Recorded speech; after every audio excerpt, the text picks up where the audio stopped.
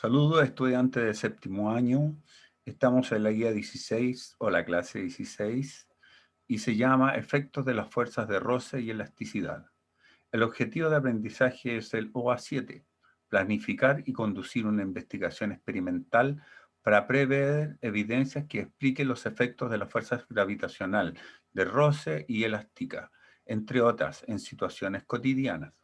Para comenzar, voy a leer un pequeño texto para ir introduciéndolos en el tema. Las fuerzas de roce son fuerzas producidas entre cuerpos en contacto y que por su naturaleza oponen resistencia a cualquier tipo de movimiento en un espectro a otro. El roce entre sus superficies en contacto ha sido aprovechado por nuestros antepasados para más remotos, para hacer fuego frotando maderas. Históricamente, el estudio del roce comienza con Leonardo da Vinci, quien dedujo las leyes que gobernan el movimiento de un bloque rectangular que se desliza sobre una superficie plana. Sin embargo, este estudio pasó desapercibido. En el siglo XVII, Guillaume Amos-Tons, físico francés, redescubrió las leyes del roce o rozamiento, estudiando el deslizamiento seco de dos superficies planas. Las conclusiones de Amos-Tons son esencialmente a las que estudiamos en los libros de física general. La fuerza de roce opone al movimiento un bloque se desliza sobre un plano. La fuerza de roce es proporcional a la fuerza normal que ejerce el plano sobre el bloque. La fuerza de roce no depende del área aparente del contacto.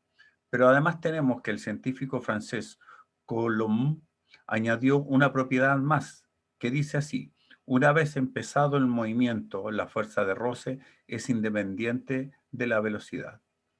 Si alguien quiere desplazar algo que esté en el suelo, hay que hacer un esfuerzo para sacar del reposo eso que se quiere mover. Es la fuerza de roce estática la que se opone.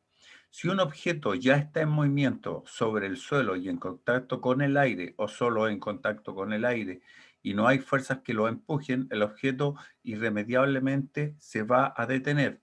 Una fuerza de roce hará que se detenga. Habiendo dos superficies en contacto, un objeto cualquiera sobre el suelo, por ejemplo, siempre habrá fuerza de roce. Esta fuerza de roce se divide en tres tipos.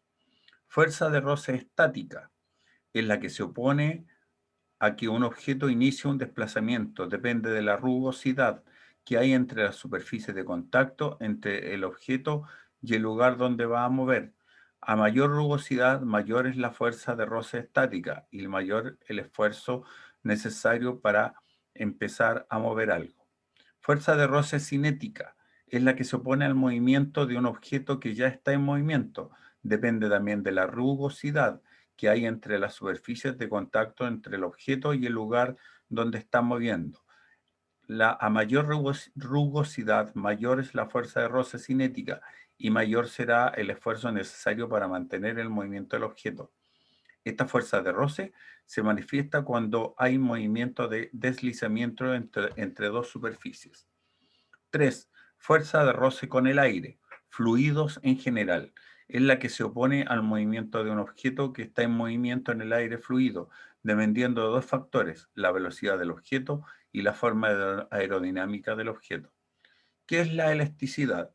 La elasticidad es la cualidad de cualquier objeto de recuperar su forma anterior, luego de ser deformado, ejerciéndole fuerza.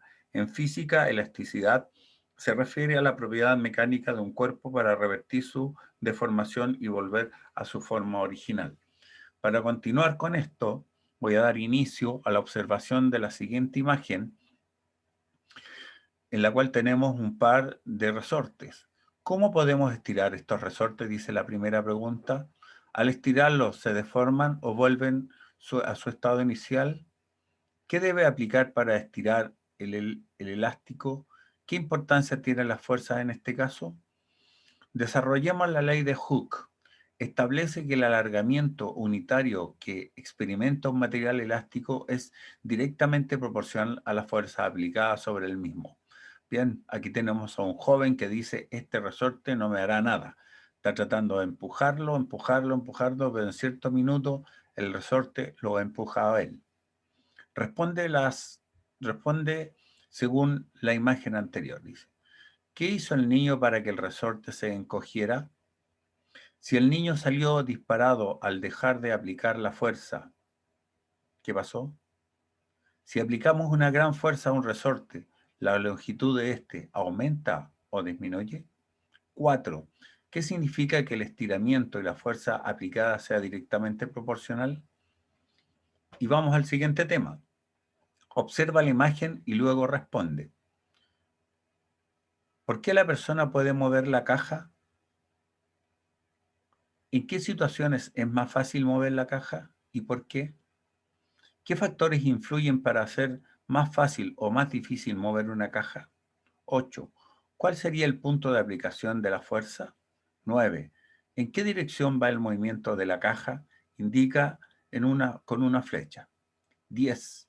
¿En qué sentido va el movimiento de la caja? Indica con una flecha. Para el cierre, tipos de roce que se representan en el planeta Tierra.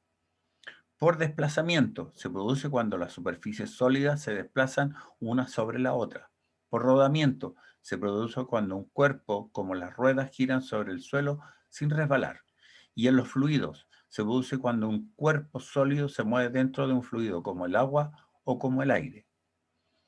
Para motivarte con la materia de roce, te invito a leer el texto de estudiante en las páginas 61 y luego responde las preguntas que allí aparecen. Te agradezco mucho por haberme escuchado. Espero que realices esta guía y que te vaya muy bien. Hasta luego.